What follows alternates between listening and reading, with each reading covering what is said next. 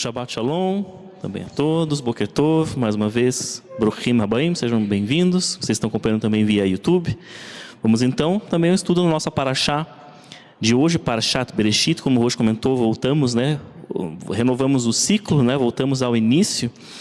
E até o Ricardo brincou, que a gente sempre, nos estudos, acaba voltando para o princípio, né? O Ricardo falou, hoje não dá como voltar para o princípio, porque já é o princípio, né? Voltamos ao Bereshit 1. E eu falei, mas olha, o título do estudo de hoje é De Volta ao Princípio. Então, mesmo estando em Bereshit 1.1, nós vamos falar sobre De Volta ao Princípio. Tem aquele filme De Volta para o Futuro, né? Não é bem por aí o nosso caminho, apesar que o futuro é o princípio, de certa forma, né? A lógica da Torá, a lógica da palavra, a lógica do eterno é diferente da nossa lógica.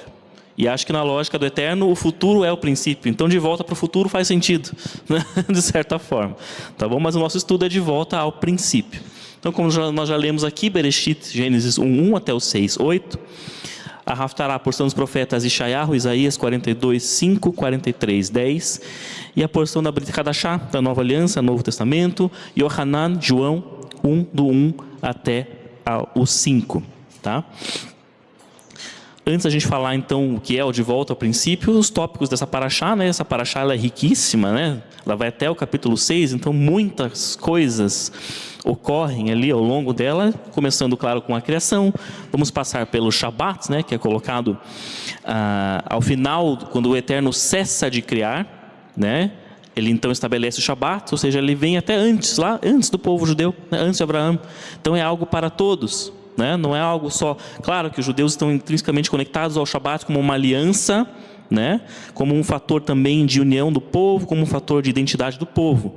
Mas o Shabat é para todos que desejam assim celebrar. Tá? Tanto que ele vem lá desde o início, lá na criação. Tá?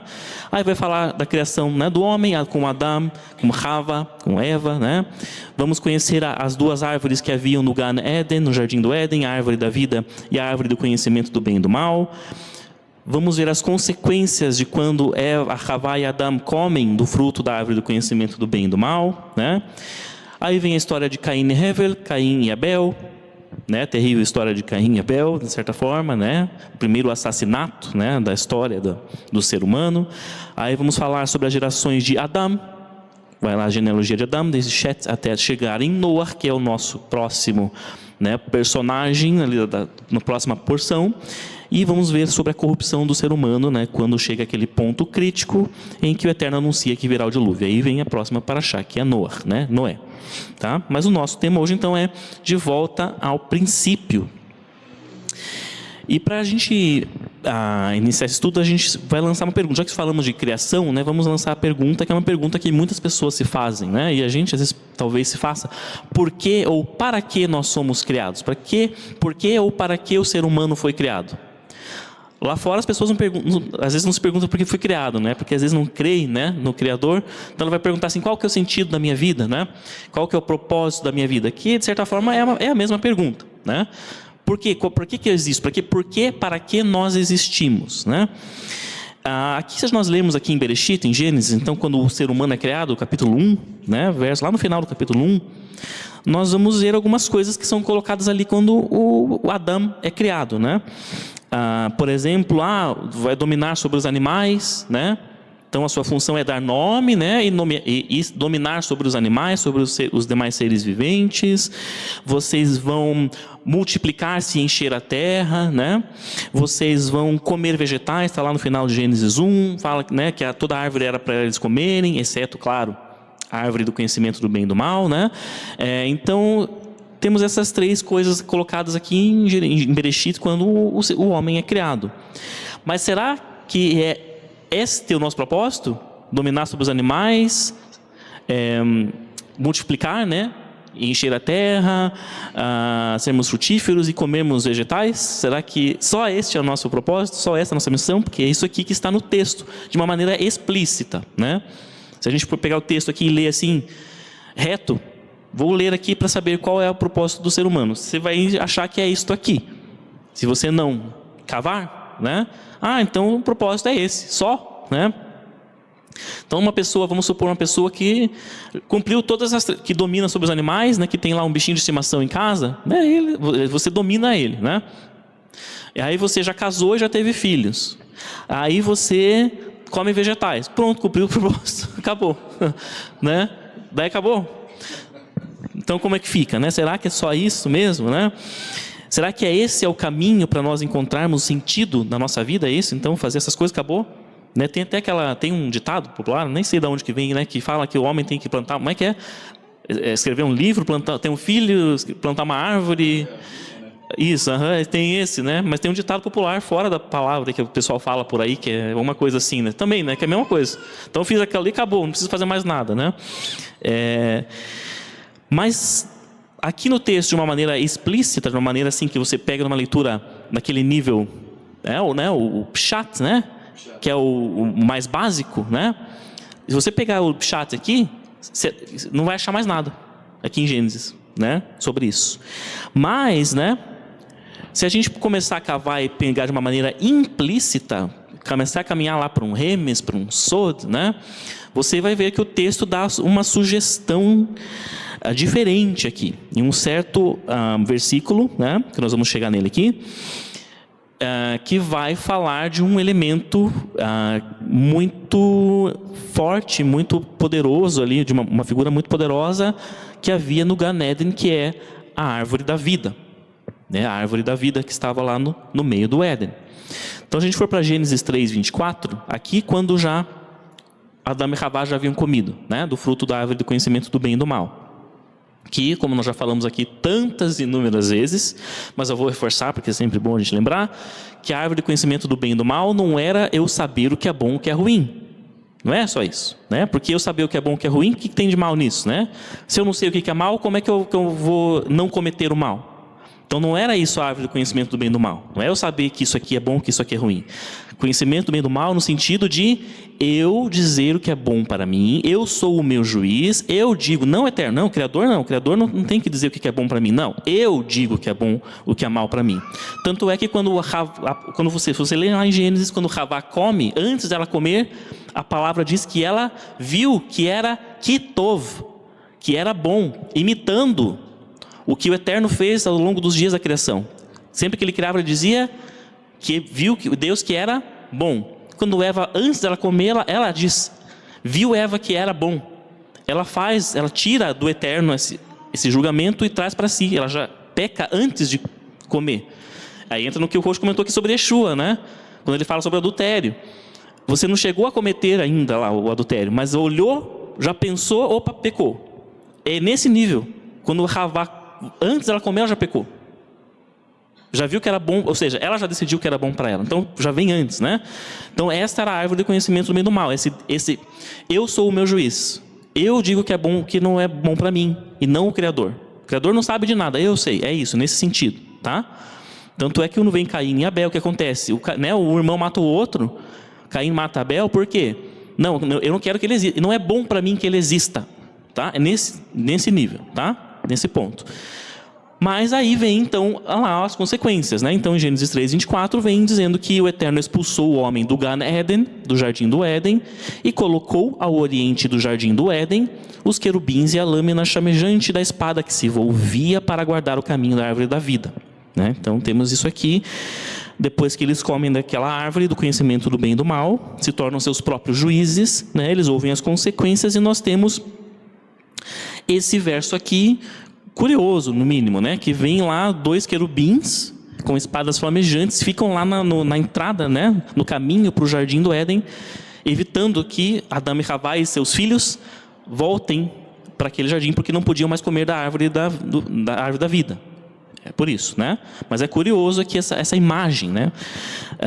Que é colocada aqui, tá? E há ecos disso aqui há ecos em outros lugares da Torá. Né? Tem ecos disso aí em outros lugares da Torá. E é onde a gente pode talvez encontrar a resposta, né, para a nossa pergunta lá, qual que é, por que fomos criados, né? Para que fomos criados, tá? Vocês já viram que tem uma palavrinha ali que está em hebraico, né? O nosso irmão Saulo talvez já leu ali, né? Mas isso, já vamos falar sobre ela, tá? Nós temos um irmão que é professor de hebraico ali, está nos visitando hoje, né? Então, temos uma palavrinha, guardem ela por enquanto, já vamos falar sobre ela, tá? Por exemplo, vamos começar falando dos querubim, tá? Os querubim, essas figuras misteriosas, né? Que são descritas lá em Isaías descreve, né? Como que eram os querubins, né? Mas vamos falar sobre eles então, né? E vamos ao nosso jogo. Aquele nosso jogo não é agora onde já vi isso antes, porque antes não tem como, né? Já estamos no princípio, mas é onde nós vemos isso de novo. Onde nós vemos isso de novo na palavra, né? E os querubins só vão aparecer na Torá, tá? Na Torá, em um outro contexto, além desse aqui de serem colocados na entrada do Jardim do Éden, que é onde que eles aparecem de novo? No Mishkan, sobre a tampa da arca, do propiciatório, né, do Kaporet, da arca da aliança, né? Eles ficavam lá em cima, dentro do Santo dos Santos, havia 2 querubins sobre a tampa da arca, tá? É onde eles aparecem de novo na Torá, tá? E aí, pensando nisso, então, temos, né, nesse verso aqui, então, de Bereshit, há alguma coisa curiosa, que é aquela palavrinha que está ali, que o nosso irmão já leu, Vayashken. Quando diz que o Eterno colocou, aqui que está traduzido como colocou, né, os querubins lá, a palavra no hebraico é Vayashken. Vayashken, né? E Vayashken literalmente é no sentido de abrigo, abrigar, ou fazer habitar. Então, como se falasse ali, e fez habitar ao oriente do Jardim do Éden os querubins e a lâmina, tá? Fazer habitar. E onde mais falamos que os querubins estavam? Na Torá? Onde mais? Lá no propiciatório, no Mishkan, né? No tabernáculo, lá dentro do Santo dos Santos, sobre a tampa do propiciatório, né? Sobre o propiciatório. Onde eu falei, que palavra que eu usei aqui? Mishkan. Mishkan, tabernáculo, né? Lá no tabernáculo. Mishkan, Vayashken.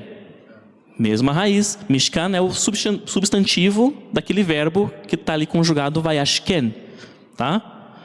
Que é um lugar de habitação. Mishkan, lugar de habitação. Toda uma tradução bem, tá? Mas lugar de habitação, como se fosse isso, tá? Mas a gente traduz como tabernáculo, né? Então, mesma raiz, que é usada lá em Gênesis quando fala que ele colocou ou fez habitar os querubim naquele lugar, tá? Vayashken e Mishkan. Então, né?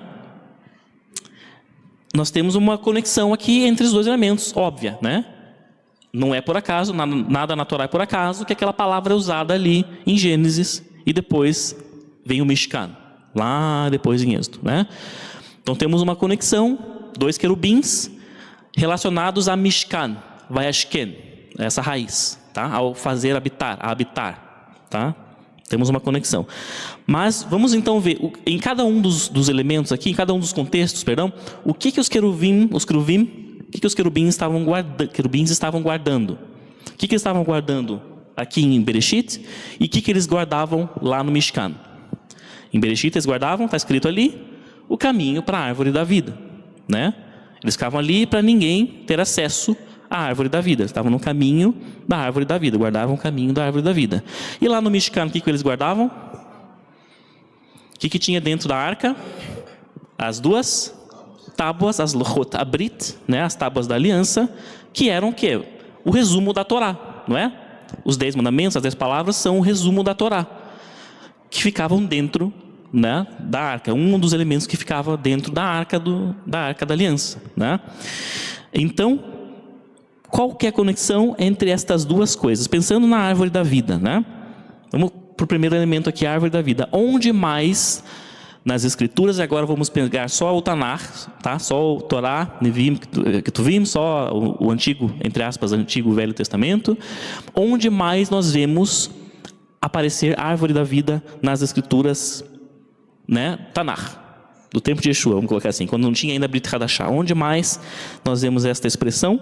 Só aparece em um outro lugar, olha só, do Tanar. Só aparece em um outro lugar do Tanar essa expressão. E nós cantamos, nós rezamos isso aqui várias vezes. Várias vezes nós rezamos ela, nós oramos ela, que é Mishlei, Provérbios 3:18. Eitz Chaim, fizemos aqui agora há pouco. Eitz Chaim Hila Machazikim Ba, tá? É a árvore da vida para os que nela se apegam, e os que nela se apoiam são bem-aventurados. Todos os intérpretes da Torá dizem que isso aqui está falando da Torá, que está falando que a Torá é a árvore da vida para os que a ela se apegam, e os que nela se apoiam são bem-aventurados, tá? Então, em ambos os contextos, lá em Gênesis e depois no Mishkan, os querubins guardavam algo ligado à árvore da vida. Lá na primeira, né, em Gênesis, a árvore da vida literal, original, a árvore da vida em si, né, uma árvore, não sabemos como era, mas de fato era a árvore da vida. E aqui no Mishkan, a árvore da vida simbólica, entre aspas, que era a Torá, que é chamada pela palavra de árvore da vida, tá? Já vamos elaborar mais isso aí. Só que, lá em Gênesis, na entrada do Éden, o que eles faziam? Eles ficavam lá para proibir o acesso à árvore da vida, certo? Ninguém podia acessar a árvore da vida, porque eles ficavam lá com aquela espada flamejante que se revolvia. Também não sabemos como era isso, né? Fico imaginando. Mas ninguém tinha acesso. E lá no Mishkan, o que eles faziam no tabernáculo? Era para proibir? Ou quando o sumo sacerdote entrava lá, o que acontecia com os querubins? Suas asas, a palavra diz que as suas asas abriam. Eles abriam as asas. Daqueles que estavam em cima, né? Da caporete ali. Eles abriam suas asas para permitir o acesso ao que estava a árvore da vida, entre aspas, que eram as Luchot Abrit, as 2 tábuas que estavam lá dentro, tá? Então é o oposto, tá? Por que isso será, né? É como se Hashem, como se o Eterno dissesse, né? Vocês foram expulsos, lá em Gênesis, vocês foram expulsos do meu lugar especial que eu tinha preparado para vocês e colocado vocês lá, que era o Gan Eden, o Jardim do Éden, né? Vocês foram expulsos, não puderam mais ter acesso ao meu lugar especial. Mas, né? Se um dia vocês fizerem para mim um lugar especial, um lugar de habitação, para mim, se partir de vocês, isto, né? Vocês fizerem para mim, eu trarei de volta os meus querubins, colocarei meus querubins de volta, né, nesse caminho, só que agora, para abrigar esse desejo de vocês de voltar, de acessar de volta a minha árvore da vida. Nesse sentido, como se ele falasse isso, tá? Nesse aspecto. Mas aí você pode perguntar assim, tá, tudo bem, né? Voltou o acesso lá no Mishkan, o tabernáculo, entre aspas, a árvore da vida simbólica, né? Mas aí você pensa, mas a Torá não garante vida eterna. A árvore da vida, aquela de Gênesis, diz que sim, quem comia daquele fruto vivia para sempre, por isso que eles perderam acesso, porque se eles comessem, a palavra diz, eles ficariam eternamente naquele estado, que é o estado que nós estamos hoje, né? Não teria mais salvação para nós, por isso eles não puderam mais comer, era literal. Mas a Torá não faz isso. A Torá não garante vida eterna para ninguém, a Torá em si, né? Então como que é isso? Aí perde um pouco dessa analogia, podemos pensar, né? Podemos pensar assim. Mas, né, aí nós vamos, porém, aí nós vamos para Brit Hadashah. Aí nós conhecemos o nosso Mashiach, temos o nosso Messias Yeshua, nós vamos para Brit Hadashah e vamos ver como que fica isso, como que fica essa história então, né? Lá para Yohanan, João 1,14. O que Yohanan escreveu? Aqui a tradução certa já, tá? Vamos colocar assim, a palavra se fez carne e tabernaculou entre nós, e vimos sua glória. Yohanan, dentre outras coisas, diz que a palavra, a Torá, né? A palavra aqui, ele quer dizer a palavra do Eterno, né? A palavra é Yeshua. Ele é próprio, ele é a palavra em carne. É o que está escrito ali, né? Se Yeshua, né? Se nós, quando nós nos apegamos à Torá viva, a Torá que se fez carne, que é Yeshua, quando nós nos apoiamos nele, em Yeshua, né? Nós não passamos a herdar a vida eterna? Sim. Aí nós passamos a herdar, não vamos viver eternamente nesse estado, mas passamos a herdar a vida eterna. Quando estamos na árvore da vida, que é a palavra viva, que é Yeshua. Então nós temos uma conexão muito clara aqui, né? Conhecendo, entendendo o Mashiach, entendendo a vinda de Yeshua, sua obra, faz todo sentido para nós essa analogia, entendendo que isto vem dele, por meio dele, né? Esse acesso. Mas, né? O que mais temos aqui? Se formos lá para Irmiá, vamos lá voltar para o Tanakh, tá? Irmiá 31, 33, o Roxo comentou aqui agora há pouco, né? Era uma promessa do Eterno fazer isso. Porei a minha Torá dentro deles. E a escreverei onde? Em seu coração. Jeremias 31, 33, né? E serei o Deus deles e serão o meu povo. Quando isto acontecer, é o que o Eterno está dizendo, quando eles tiverem a Torá escrita no seu coração, eu serei o Deus deles e eles serão o meu povo. Ou seja, a Torá sairia, né? Nós vamos já para o comentário do Rav Shaul sobre isso, né? Parece que ele comenta sobre isso, né? Quando estiver a Torá escrita, com os mandamentos estiverem escritos no coração deles, né? É porque eles, por que eles serão, a partir disso eles serão o meu povo e eu serei os Deus deles? Porque eles terão no coração deles feito um lugar especial para mim. É isso que ele quer dizer aqui, né? Quando o coração deles se tornar o meu lugar especial de habitação, é porque os mandamentos estarão escritos no coração deles, etc, etc. Porque a Torá viva estará no coração deles, né? É isso, nesse sentido, tá? Aí vamos lá para o comentário do Rav Shaul lá para os Coríntios, 2 Coríntios 3:3. Ele está falando para eles que, ó, vocês são carta do Mashiach, do Messias, né? Ou seja, quem lê vocês vê o Messias, nesse sentido, né? Leu uma carta, eu sei quem está escrevendo aquela carta, nesse sentido. Não escrita com tinta, mas pelo Espírito do Deus vivo, não em tábuas de pedra, mas em tábuas de carne do coração. Nesse sentido, né? A pessoa que se apegou à árvore da vida, que é a Torá viva, que é Yeshua, se torna a carta do Messias, porque ele tem que refletir, né? O Messias, tem que ser lido o Messias na vida dele, e aí ele vai estar nessa condição de ter aquilo escrito, os mandamentos escritos no coração dele, né? Nesse aspecto. Então, a resposta à pergunta inicial que eu não sei, que não é o final do nosso estudo, é qual que é o nosso... Por que fomos criados? Para que fomos criados? Né? Para que nós somos criados, afinal de contas?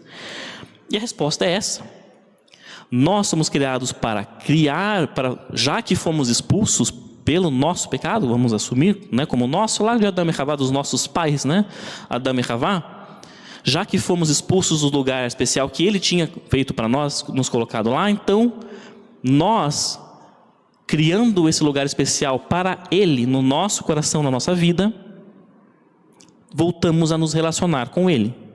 O propósito da nossa existência é nos relacionarmos com o nosso Criador, né?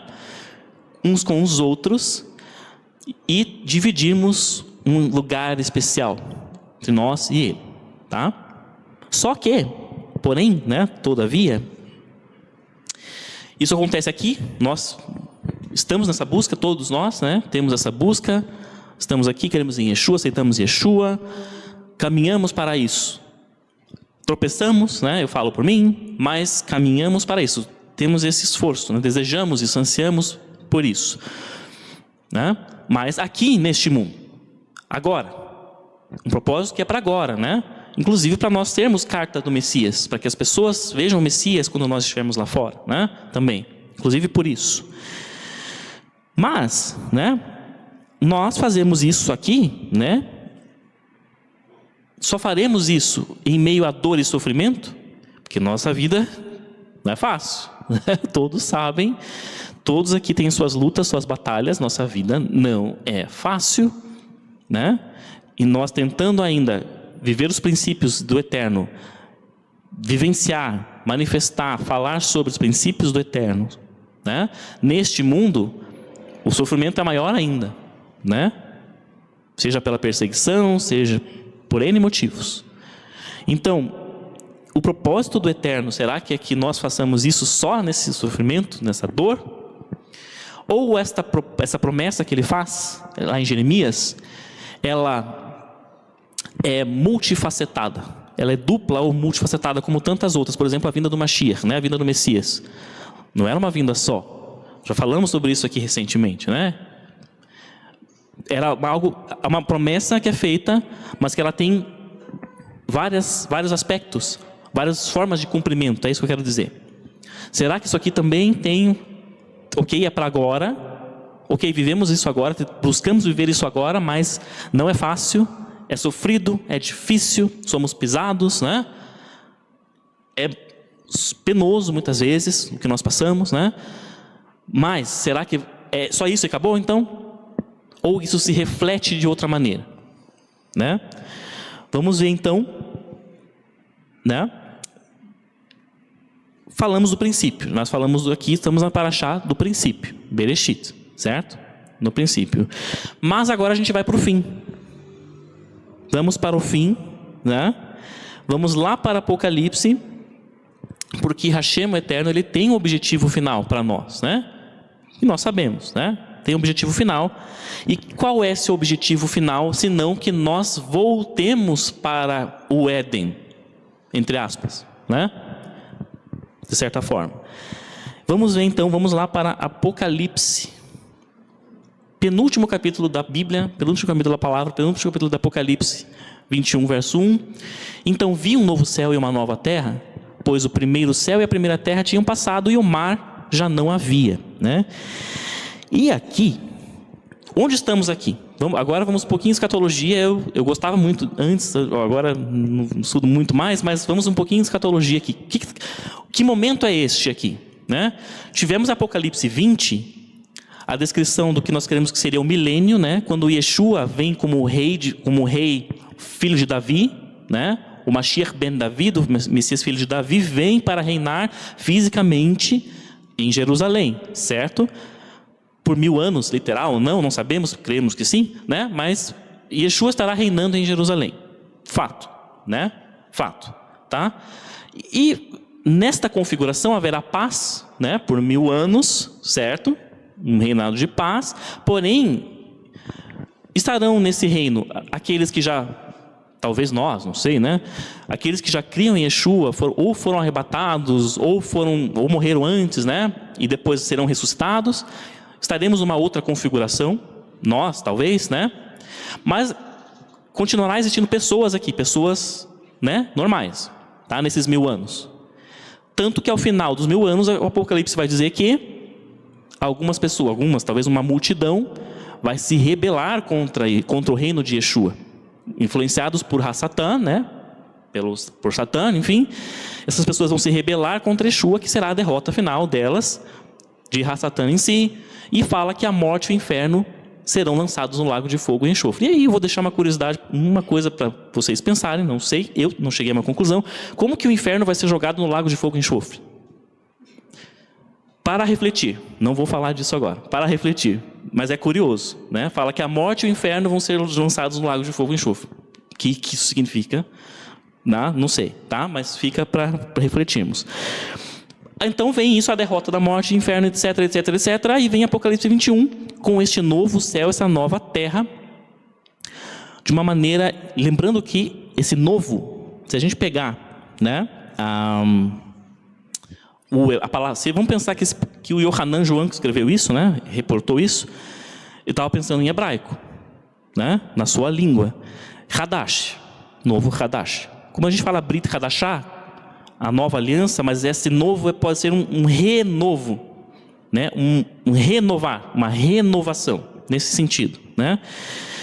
E aí nós temos um conflito com algumas ideias, né? Aqui nesse trecho, que nós vamos destrinchar um pouquinho, um conflito com algumas ideias. Por exemplo, eu morri, ok, aceitei Yeshua, aí eu morri, e eu vou para o céu? Não. Não, né? Não é o que a palavra diz. Nós vamos ver aqui claramente, né? Não é o que a palavra diz, né? Eu não subo, não subo para o céu. Esta terra em que nós estamos, o que o Eterno fala? Vou fazer um novo céu e uma nova terra. Existirá um planeta, de fato, planeta, terra, novo, renovado, novo, mas um planeta. Não é um reino abstrato, metafísico, né, que estaremos nesse reino abstrato, metafísico. É uma nova terra, né, uma nova terra. E isso aqui vai aparecer no Tanakh, nós já vamos ver, tá? Então, uma terra renovada, eu creio que é a terra renovada. Isso aí é opinião minha, tá? Esta mesma terra que o Eterno, de algum modo, com o seu poder, irá renovar, restaurar suas configurações originais de fábrica, sei, né? Voltar ao princípio, tá? Creio eu assim. Ou seja, mas um planeta continua existindo. Mas da onde que vem isso? Será que soltar isso aqui só em Apocalipse? Não, olha, vamos voltar lá para o Tanar. Isaías 65, 17. Porque eis que eu crio novos céus e nova terra, e não haverá mais lembrança das coisas passadas, nem mais se recordarão. Então Isaías já tinha profetizado, o Eterno já tinha dito lá em Isaías, que ele faria novo céu e nova terra. E Apocalipse vem e retoma isso quando? Apocalipse vai dizer quando, tá? Então, uma terra recriada agora em alegria, né? Porque não haverá mais lembrança de coisas, de sofrimentos, de dores passadas, né? Logo após, né? A derrota da morte, do inferno, enfim, tá? Então, Isaías 65, a terra renovada. E se nós... Aí, só pegar o 22 também, o 66, 22 também, ó. Porque como os novos céus e a nova terra, que hei de fazer, estarão diante da minha face, diz o Eterno, assim também há de estar a vossa posteridade e o vosso nome. Guardem isso por enquanto, tá? Tá falando para Israel aqui. Falando para Israel, tá? Então haverá um novo céus e a nova terra, e assim por diante, tá? E se a gente pegar, vamos continuar Isaías 65, 17, vamos pegar o verso 18 e 19. Olha o que vem depois. Mas vós folgareis e exultareis perpetuamente no que eu crio. O que eu crio? Um novo céu e uma nova terra. Porque eis que crio Jerusalém como uma alegria, e o povo dela como regozijo. Eu exultarei em Jerusalém e me alegrarei em meu povo. Nunca mais se ouvirá nela voz de choro e voz de lamento. Então, depois que ele cria o novo céu e a nova terra, ele diz que cria, em Isaías, tá? Jerusalém. Mas uma Jerusalém em alegria, onde ele estará exultando com o seu povo com ele. Baruch Hashem. Né? É isso que está escrito ali. Temos aqui então em Isaías, logo depois do novo céu e nova terra, uma nova Jerusalém. Certo? Uma nova Jerusalém, recriada em alegria. Como que continua Apocalipse 21? Qual que é o verso 2? Nós lemos o 1. Qual que é o verso 2? E eu, Yohanan, também vi a cidade santa, a nova Jerusalém, descendo, olha lá, ó, descendo do céu, da parte de Deus, preparada como uma noiva ataviada para o seu marido. Então, é a nova Jerusalém que vai descer do céu para esta nova terra. Não nós que vamos subir para o céu e ficar no reino, né? É a Jerusalém que desce e vem, né? Ela vem e desce para esta nova terra, para essa terra recriada, ou uma nova, ou recriação, renovada, não sabemos, né? Mas ela vem e desce para cá, né? E é onde, né, o Eterno diz que ele exultará com seu povo e o seu povo com ele, nesta nova Jerusalém, confirmando lá com Isaías 65, né? Nessa nova cidade. O lugar da nossa habitação, da nossa vivência com o nosso Criador, será físico, né? Não um reino espiritual, sem matéria, né? Será físico, tá? O Olam Rabá, o mundo vindouro, na ideia judaica, no pensamento judaico, é um espaço físico, né? E aí, vamos adiante, lá em Apocalipse 21, verso 3, né? E eu ouvi uma grande voz do céu que dizia: eis aqui o tabernáculo de Deus com os homens, pois com eles habitará, e eles serão seu povo, e o próprio Deus estará com eles, e será o seu Deus, confirmando de novo com Isaías 65. O que é isso aqui? Eis aqui, o que é? A cidade, a nova Jerusalém. Aqui é o que está falando esse texto, aqui é onde Deus estará com o seu povo, estará habitando com o seu povo, nesta nova Jerusalém, nesta nova terra recriada, né? É isso que está dizendo ali.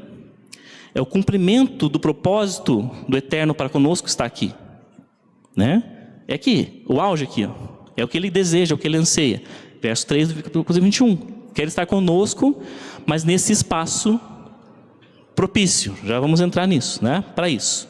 Então, ele estará junto a nós e nós com ele, como era no Éden, certo? Mas melhor, diferente. Só que agora sim, ó, verso 4 de Apocalipse 21. E Deus limpará de seus olhos toda lágrima, e não haverá mais morte, nem pranto, nem lamento, nem dor, porque já as primeiras coisas são passadas. De novo confirmando lá com Isaías 65, né? Então, agora é definitivo. Porque lá no Éden original não foi definitivo, mas teve um porquê, né? Já vamos, no final nós vamos entender o porquê. Agora é definitivo, então é melhor do que o Éden original, hein? O 8, isso, exatamente, ó, o 8 deitado, eterno, né? Para sempre, então é definitivo agora. Por isso é melhor, né? E não vai de fato mais haver lamento, dor, etc, etc, etc, né? E assim, aqui adiante, de Apocalipse 21 vai começar ali, daí ele vai ter outras coisas, depois vocês podem ler em casa, né? Quem talvez já lembre, né? Mas ele vai descrever depois, um pouquinho mais para frente, ele vai começar a descrever como que é essa Nova Jerusalém, lá os seus muros, suas portas, né? Enfim, etc, etc, etc, as 12 pedras. E nessa descrição vai aparecer, por exemplo, né? No verso 14, né? Aliás, perdão, no verso 12, vai aparecer o seguinte: e tinha um grande alto muro com 12 portas, e nas portas 12 anjos, e os nomes escritos sobre elas, que são os nomes das 12 tribos dos filhos de Israel. Não é Israel espiritual, não é a igreja, é os 12 tribos dos filhos de Israel, que serão honrados aqui na Nova Jerusalém, tá? Né? Todos eles lá, Yosef, né? Menashe, Efraim, enfim, Dan, Ruven, Shimon, Yehudá, todos, né? Todos terão seus nomes lá nas portas da Nova Jerusalém, tá? Honrados, ou seja, Israel será honrado. Não acabou a história de Israel. Israel será honrado lá na Nova Jerusalém, com os nomes dos seus patriarcas, né? Das suas tribos nas portas dessa nova cidade, né? E não só Israel, como também parte de Israel. Quem mais que vai ser honrado? Os Shelichim, os apóstolos, no versículo 14, não está aqui, vocês leem lá, vai falar que os nomes dos apóstolos estarão nas pedras fundamentais dos muros da Nova Jerusalém. Também serão honrados, né? Só voltando ali em Isaías, fala de nomes aqui, né? O que Isaías falava lá, o que o Eterno falava para Israel em Isaías? Vou voltar rapidinho ali. Olha o final do verso 22, 66. Quem estará para sempre diante da face dele? O vosso nome. Olha lá, confirmando aqui, ó. O vosso nome estará para sempre lá, né? Diante da minha face, diz o Eterno. E aí lá, em Apocalipse confirma, dizendo que os nomes das 12 tribos estarão nas portas da Nova Jerusalém, né? Também. Nós vamos adiante. Estamos começando a caminhar para o nosso fim, né? Mas de novo, como que é? Vamos pensar então, se a gente está falando de volta ao Éden, mas melhor, né? Mas como que era no Éden? Por acaso no Éden, no jardim do Éden, lá com Adão e Havá, tinha tabernáculo? No Éden? Tinha um Mishkan? Um templo? Não, né? Não tinha Mishkan, né? Lá no templo. Então, como que vai ser lá na Nova Jerusalém? Olha lá, verso 22, Apocalipse 21. E não vi nela templo. Por que não tinha templo? Porque o templo é o próprio eterno Deus, Todo-Poderoso, e bem como o Cordeiro, Yeshua. Não precisava lá no Éden de Mishkan. Quando Adão e Havá, né, caminhavam com a voz do Eterno caminhava com eles, passeava com eles pelo jardim, não precisava de Mishkan. Já estavam ali conectados, já havia um relacionamento, né? Aquele era já o lugar especial. Aquele era o Mishkan, o próprio lugar, a própria comunhão com o Eterno. Então ali não vai ser diferente. Não será mais necessário o templo Mishkan, né? Por isso que fala, não vi templo, não tinha. Não precisa, porque o Eterno, ele é Ele. Já vai estar lá com o seu povo com Ele. Não será mais necessário templo e tabernáculo, né? O Eterno estará tabernaculando conosco, Ele próprio. E Yeshua estará tabernaculando conosco ali, né? Pensa a maravilha que será, né? Então, aqui, aliás, temos a figura de Yeshua aparecendo ali, né? O Cordeiro também estará lá, né? Sendo o seu templo, diz ali, né? Então, pensando em Yeshua, né? Vamos pensar agora então em Yeshua. O que aconteceu aqui até então com Yeshua? Se a gente for lá para Coríntios, Rav Shaul, Paulo vai nos dar um trecho muito interessante, que eu digo até muito ignorado por aí, né? Depois virá o fim, quando o Messias tiver entregado o reino a Deus, o Pai, e quando houver aniquilado todo o império e toda a potestade e força. Porque convém que o Messias, né, reine até que haja posto todos os seus inimigos debaixo de seus pés. Ora, o último inimigo que há de ser aniquilado é a morte. Vemos lá em Apocalipse 20:14, quando a morte é aniquilada, lançada no lago de fogo e enxofre. Porque todas as coisas sujeitou debaixo de seus pés. Mas quando diz que todas as coisas lhe estão sujeitas, claro está que se excetua aquele que lhe sujeitou todas as coisas. E quando todas as coisas lhe estiverem sujeitas, então também o mesmo Filho, Yeshua, se sujeitará àquele que todas as coisas lhe sujeitou, para que Deus seja tudo em todos. Então nós temos uma clara divisão, não é o mesmo, né? Não é o mesmo ser, né? Porque não faria sentido se fosse o mesmo ser esse trecho, e tantos outros, né? Temos uma hierarquia, o Pai, o Eterno, o Criador, e temos Yeshua. Isso em nada diminui a figura do nosso Messias, muito pelo contrário, né? Mas não é o mesmo, porque Yeshua fala que ele reinará no milênio, ele estará reinando de novo em Jerusalém, né? E quando tudo estiver sujeito, quando a morte quando a morte for aniquilada, nós vemos Apocalipse 20, ele entregará o reino para o Eterno. Ele próprio vai entregar o reino para o Eterno e se sujeitar ao seu Pai novamente. Está escrito, né? Está escrito assim, né? E aí, tudo bem, ele faz isso, né? Para que Deus seja tudo em todos, no sentido, a gente vai lá para uma oração que a gente faz também várias vezes, fizemos aqui nas festas, Vehaya, Venemar, Vehaya Adonai lemelech al kol haaretz, Bayom hahu yeh Adonai echad, que é, e o Eterno será rei, né? Sobre toda a terra. E o Eterno será um, seu nome será um. É isso aqui. Então, quando Yeshua terminar o seu reinado e a morte for aniquilada, ele vai entregar o reino de volta para o seu Pai, que será tudo em todos. Vai se cumprir lá esse trecho que nós rezamos aqui, que é lá de Zacarias 14:9, tá? Esse Vehaya lemelech al kol haaretz está lá em Zacarias 14:9, tá? Mas então então Yeshua entrega o reino a Deus, e aqui em Apocalipse 21, que é essa nova terra, esse novo céu, essa nova terra, Jerusalém, Nova Jerusalém, né, vindo, qual que será a função de Yeshua?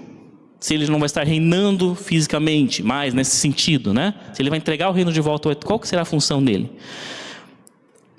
Vamos lá para a nossa Haftará de hoje, Isaías 42:6, nós lemos aqui durante o serviço, quando o Eterno está falando ali que ele, eu, o Eterno, te chamei em justiça, te tomei pela mão, e te modelei e te fiz uma aliança para o povo, para ser luz para as nações, luz para os gentios, né? Luz para as nações, vamos traduzir nações aqui, Goim, tá? Luz para as nações. Cremos, e muitos comentaristas falam que isso aqui está falando da figura do Messias, né?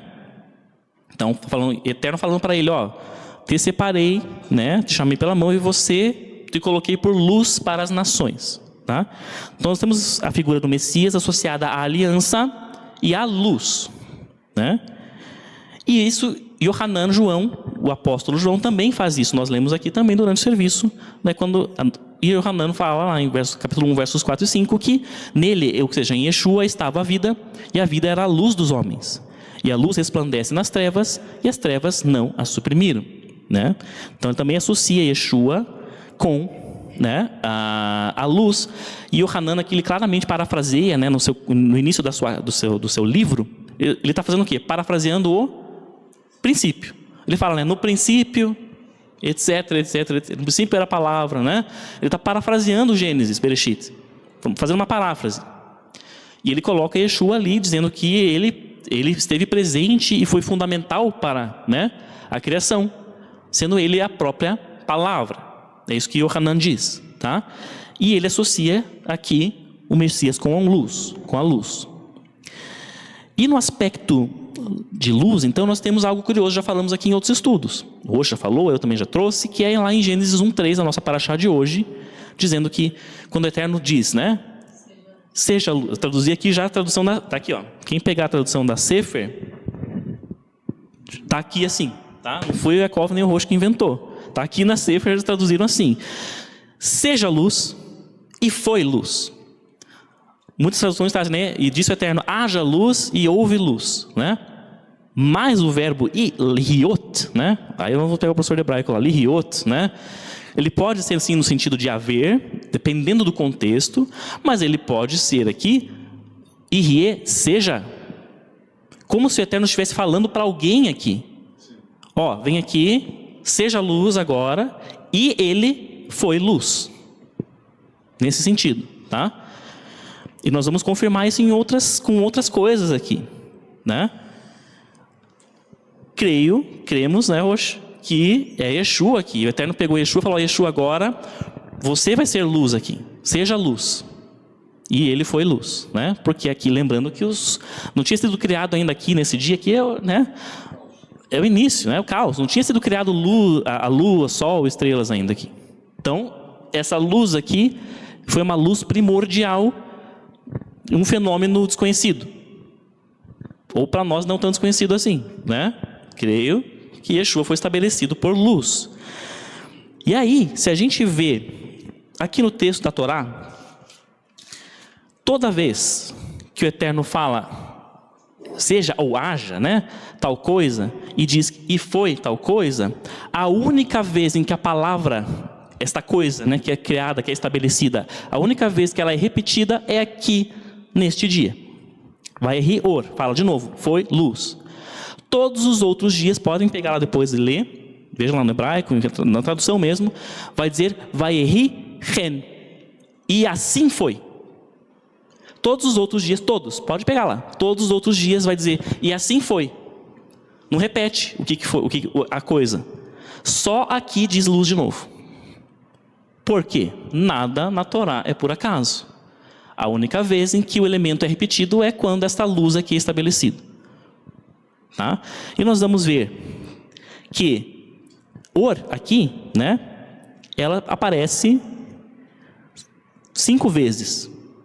Nesse trecho. A palavra or, luz, aparece 5 vezes neste trecho aqui de Gênesis. Já vamos ver isso aí, tá?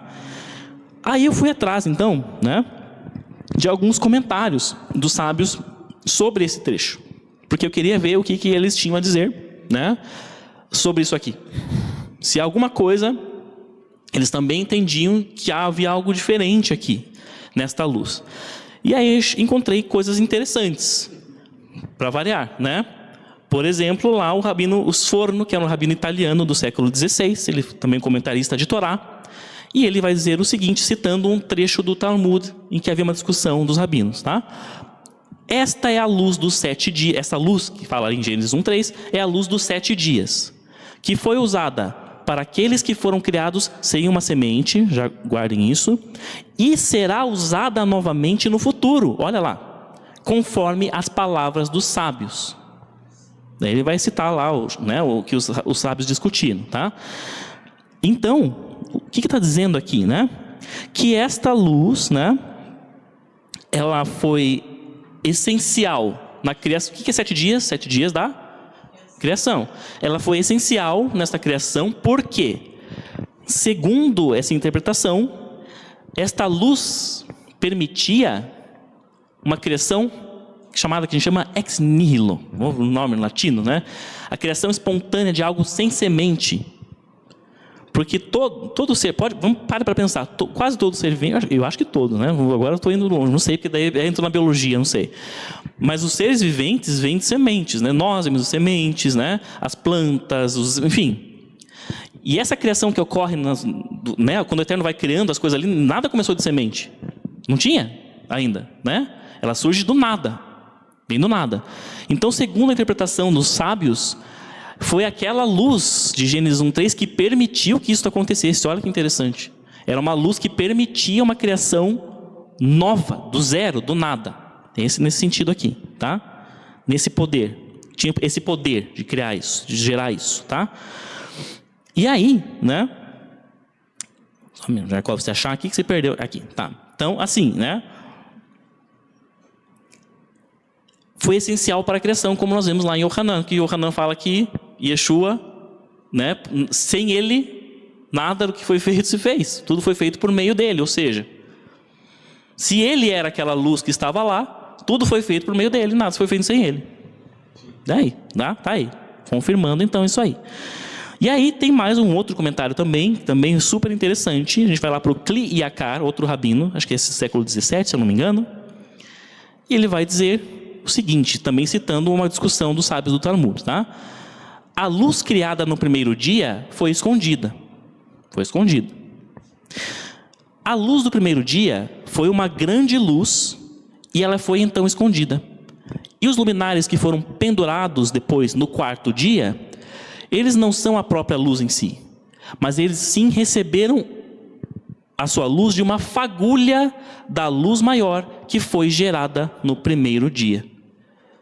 Então, o sol que nós vemos aqui, segundo essa interpretação, o sol que nós vemos, as estrelas que nós vemos à noite, essa luz que nós vemos, ela é uma fagulha da luz primordial lá da criação, lá do início. Esses astros receberam fagulhas do Messias, de Yeshua, desta luz primordial. Olha que interessante. Eles não são a própria luz em si, está dizendo aí, mas eles receberam esta luz da luz primordial, Messias, né? Que é Yeshua. Tá? E aí no hebraico tem algo curioso. Vamos lá para o hebraico. Hoje nós temos um professor de hebraico ali, foi para ele, né? No hebraico, aqui no texto da Torá, nós temos algo curioso, né? Com relação a isso. Por quê? Né? Palavra luz, or, né? Tá ali, or. Palavra luz, or, né? E se você pegar na Torá, quando vai falar que o Eterno criou os luzeiros, né? Os luminares, enfim, a palavra para luminar é, olha lá, maor, meorot, né? No plural, meorot. Se for maor, tá? Maor. Se a gente pegar aqui, tirar as vogais, né? Considerar a raiz da palavra, nós temos, se tirar a letra mem daqui, nós temos a or, certo? A mesma palavra de cima, luz.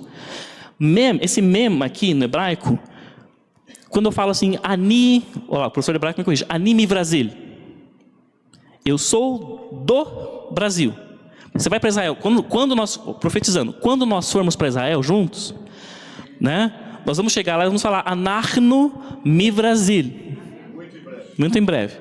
Anachnu mi Brasil. Nós somos do Brasil. Querendo dizer que nossa origem é no Brasil. Certo? Então, quando a Torá chama os luzeiros luminares de Maor, é como se fala assim, ó, eles vêm da luz. E o sol, as estrelas, a lua, vêm da luz. Maor, meorot, os que vêm da luz. Qual luz? A luz primordial, que é a or, que é só or. Tá? Olha que interessante. Então, confirmando que esses astros receberam a luz desta luz inicial, tá? Que é Yeshua. De novo, falei, a palavra or no trecho aparece 5 vezes. Não por acaso. 5, Torá, palavra. Quem é a palavra que se fez carne?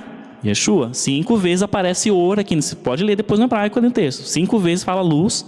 E maor aparece 4, meorot, enfim, 4 vezes. Tá? 4 vezes. Só um adendo aí. Então, né? Se a gente pegar aqui o Hagigá, caminhando para o fim, estou quase igual ao Rabino Marcelo, já estamos encerrando, mas falta pouco, né? Se a gente pegar o tratado Hagigá, eu fui ler, né, o que os rabinos estavam discutindo, eles vão chegar na conclusão, entre aspas, se é que se pode dizer assim, que a luz, por que fala que a luz foi escondida? E vai ser depois, né, usada novamente, fala lá no Shabat 30b, vai ser usada novamente. Eles vão dizer que essa luz vai ser usada novamente, ela foi escondida para os justos no mundo vindouro. É o que eles concluem. Que esta luz primordial, ela vai ser usada novamente para os justos no mundo vindouro. Tá? Eles falam isso. Eles chegam a essa conclusão. E aí, nós vamos lá para Apocalipse 21. Né?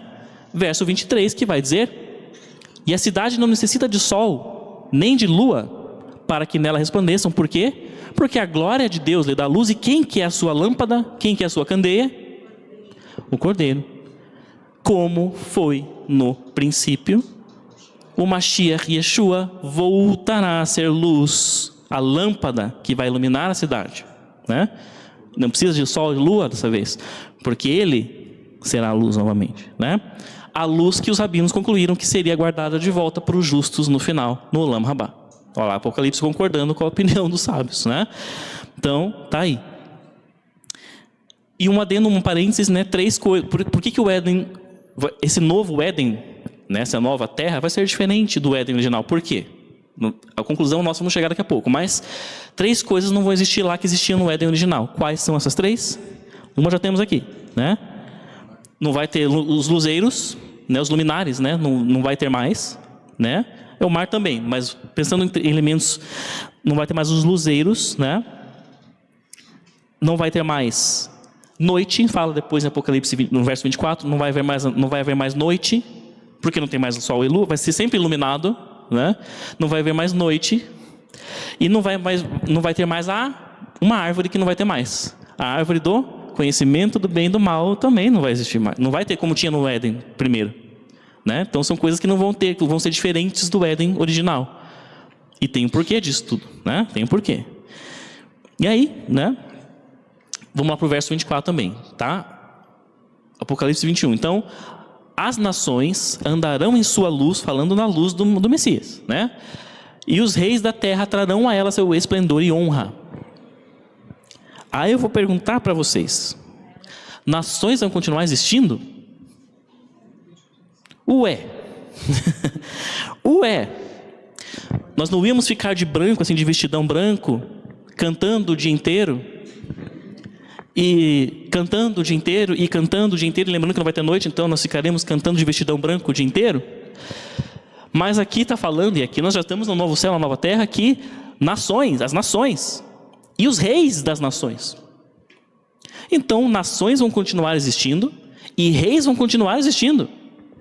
Está ali, né? Está ali. Como assim, né?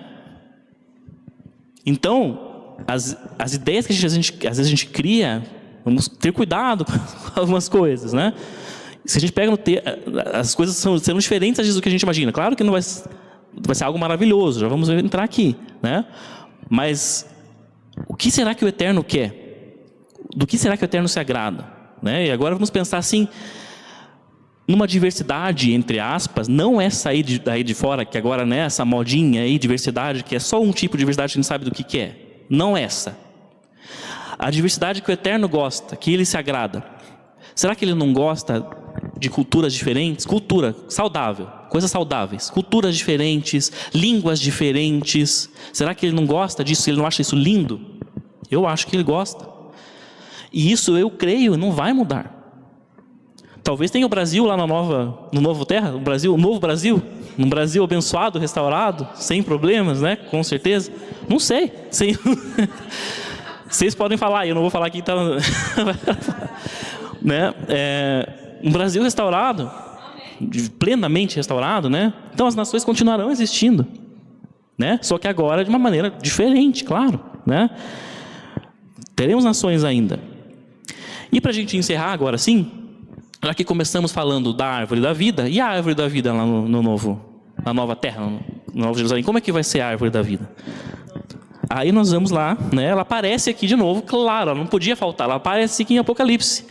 No último capítulo, ele vai falar da árvore da vida, Apocalipse 22, versos 1 e 2. E mostrou-me o rio puro da água da vida, claro como cristal, que procedia do trono de Deus e do Cordeiro.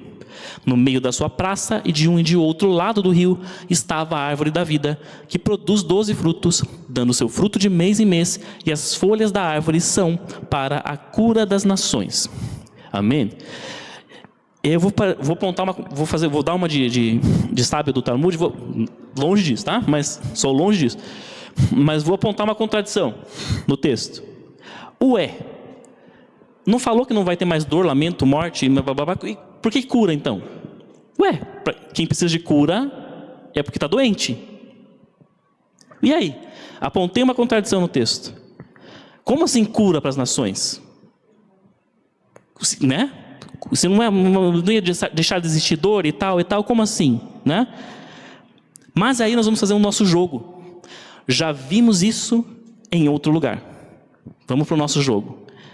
E nós já vimos tudo isso aqui em outro lugar, que a gente não lembra. Né? Vamos lá para Ezequiel 47, verso 12. E olha o que diz lá.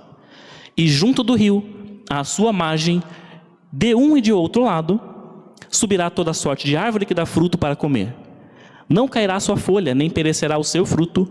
De mês em mês produzirá diferentes frutos, porque as suas águas procedem do santuário. Seu fruto servirá de alimento e suas folhas serão para cura. Elementos que nós temos lá, temos aqui, né? Que essa árvore vai estar junto do rio, de um lado e de outro da margem, né? Que ela produz frutos de mês em mês, a cada mês, nós vamos ver isso aqui, um fruto diferente, né? O Midrash, né? Peguei o Midrash, Bamid Barabá, ele vai falar, os rabinos vão falar nesse Midrash, né? Que isso aqui quer dizer que a cada mês vai ser um fruto novo. Um mês ela produz, né? Um mês ela faz uva. Aí em janeiro ela faz uva. Nós vamos pegar o calendário hebraico, né? Então, Tishrei ela faz uva. Aí Sivan ela vai fazer maçã, sei lá, né? Por aí. Cada mês um fruto novo, é isso que eles querem dizer. Cada mês um fruto diferente. Então 12 frutos. Aí o Apocalipse fala, né, que ela produz 12 frutos. Porque cada mês é um fruto diferente, né? Nós temos os frutos diferentes. Nós temos a água que procede aqui em Ezequiel do santuário, né? Que é o santuário? O que fala em Apocalipse? Quem que é o tabernáculo do santuário? O próprio Deus. Então lá, a água procede lá na água da vida que vem do trono de Deus, do Cordeiro, né? Vai falar que a folha é para a cura também. E eu fiquei encucado como assim cura, em primeiro lugar? E por que a folha é para cura? A gente, né, quem conhece chá, né, sabe, chá não sei do que, folha não sei do que, é bom para não sei o que, né? Tem isso, né? Mas, de novo, nós estamos aqui nesse ponto aqui da história, estaremos num momento em que diz que não teria mais dor, que não teria mais nada disso. Então, como assim, cura, né? E eu fiquei encucado e fui atrás, né? Aí eu achei um outro Midrash, que traz o seguinte, lá em Devarim Rabá. O Midrash vai dizer o seguinte: conhecemos esses rabinos aqui, falamos deles recentemente. Olha, lembra do Rabi Yoshua ben Levi, aquele que encontrou Elias? Lembra da história que ele encontrou Elias? Né? Esse aqui, olha ele de novo aí. O Rabi Yohanan e o Rabi Yoshua estavam discutindo, e aí o Rabi Yohanan disse que essa folha para cura é porque ela é um remédio. Só que o Rabi Yoshua ben Levi vai dizer não. Isso aqui quer dizer o seguinte, que qualquer um que for mudo, está errado ali, não é mundo, tá? É mudo, tá? Yaakov digitou errado ali. Qualquer um que for mudo e provar daquela folha, a sua língua será curada e imediatamente ele passará a articular assuntos da Torá. Varim Rabá 1:1, né? Então o Rabi Yoshua ben Levi está querendo dizer que essa folha que é cura tem o sentido de Torá, né? Que ela é associada à Torá. Essa cura tem a ver com Torá, falar da Torá, né? Mas da onde que ele tirou isso? Da onde que ele veio com essa história, né? Da cabeça dele, né? Da onde que ele interpretou isso?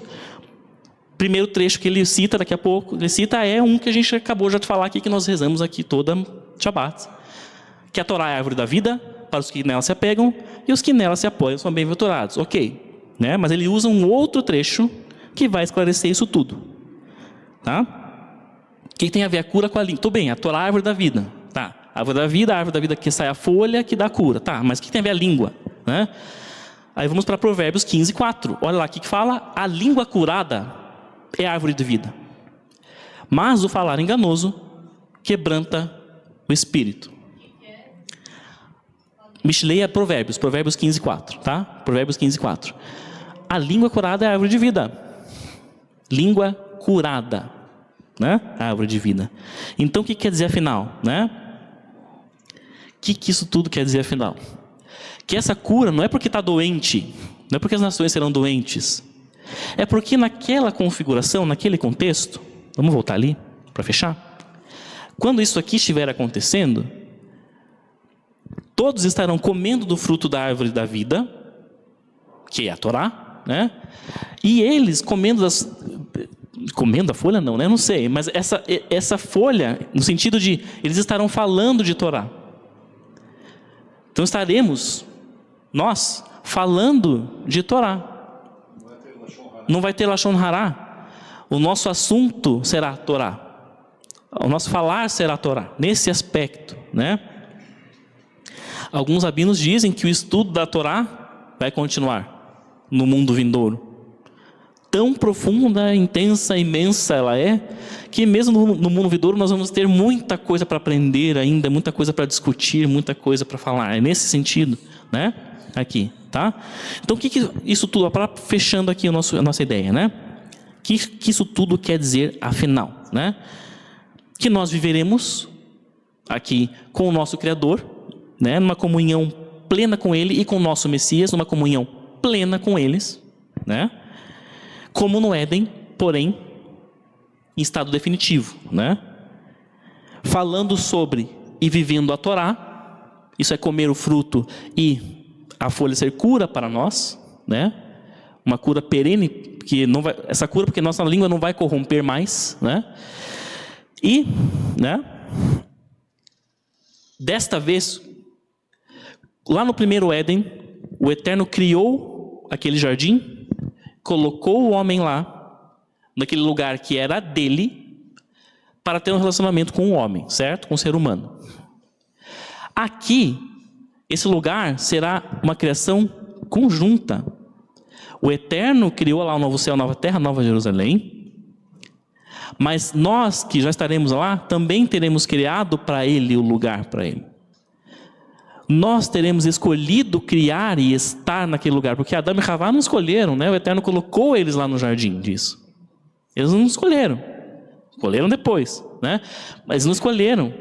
Mas nós já teremos feito a escolha aqui. Nós teremos criado um lugar para o Eterno no nosso coração e Ele terá criado um lugar para nós. E aí haverá essa comunhão plena. Por isso que esse Éden aqui, esse novo Éden, esse princípio aqui é o fim, diferente, pleno, muito maior do que foi o primeiro, né? Então, Ele e nós tendo preparado um lugar especial, um para o outro. Esse é o propósito, esse é o nosso propósito. Chegarmos lá, né? Amém? Vivemos aqui, mas também chegarmos lá. Agradeço a todos pela atenção.